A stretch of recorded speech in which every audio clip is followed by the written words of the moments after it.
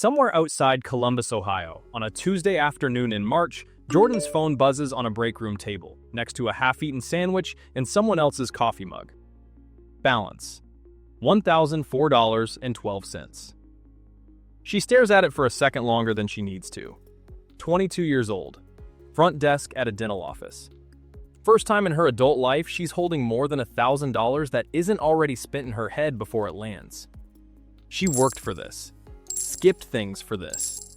Watched the number crawl up $10 at a time for 11 months. One paycheck transfer at a time. She doesn't know it yet, but the next 10 minutes matter more than the last 11 months. On the walk to her car, she opens Instagram and saw an ad for the boots she's had saved for 3 weeks. $180. She's earned this, she tells herself. One time. She'll build the habit back up next month. She doesn't build it back up. 6 weeks later, there's a dinner she didn't plan for. Then a coffee run that quietly becomes a daily coffee run. A subscription she forgot she signed up for, renewing on its own in the background.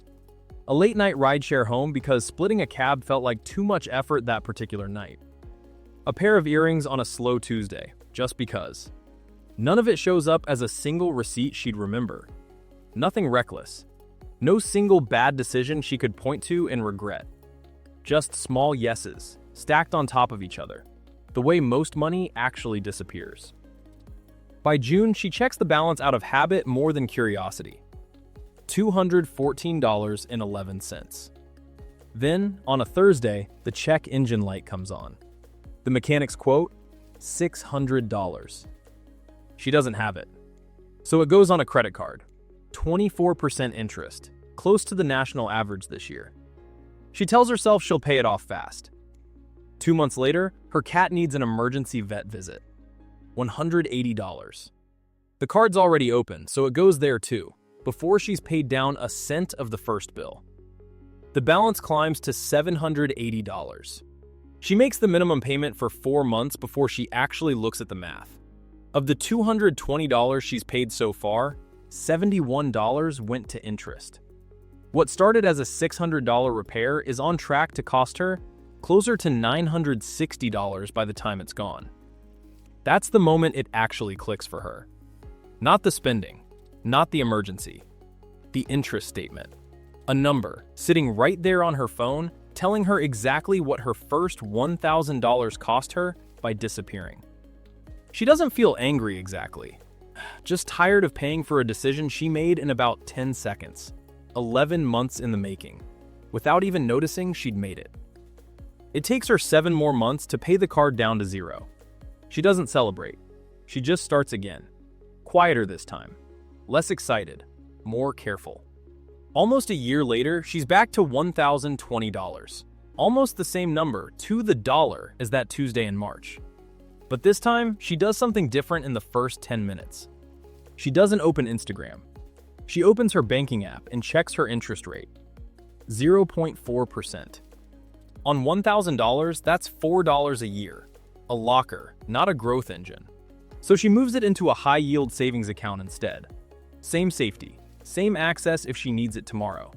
This one pays closer to 4%. Same money, 10 times the return. She also does something smaller, almost nothing really.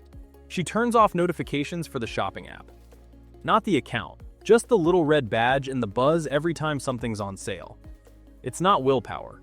It's just one fewer moment where the decision gets made for her before she's even thought about it.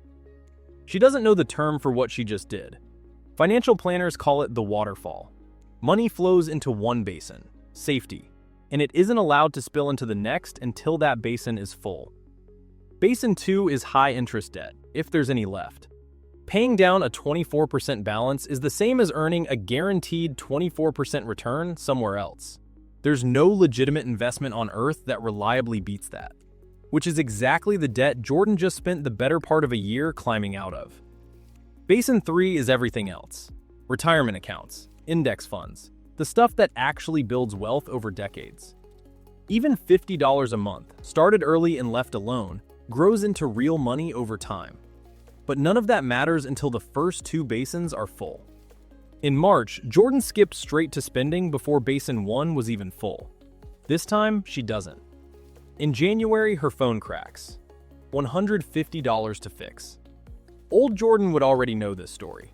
A card, a minimum payment, a slow bleed of interest for half a year.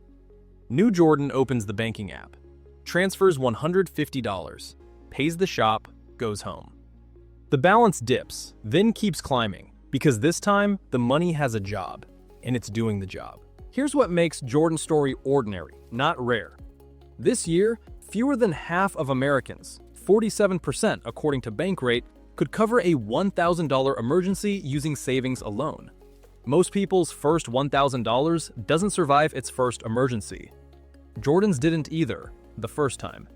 Nearly a quarter of Americans have no emergency savings at all. At her lowest point that June, Jordan was closer to that group than she probably realized. The difference isn't luck. It isn't even discipline, really. It's that the second time, she put the money through the basins in order instead of skipping the first one. And with inflation sitting at a 3-year high of 4.2% this year, money that just sits in checking is losing ground every month it isn't working. So the order matters more now than it used to. If you just crossed your first $1,000, congratulations! You're already ahead of most of the country. Here's exactly what finishing the job looks like.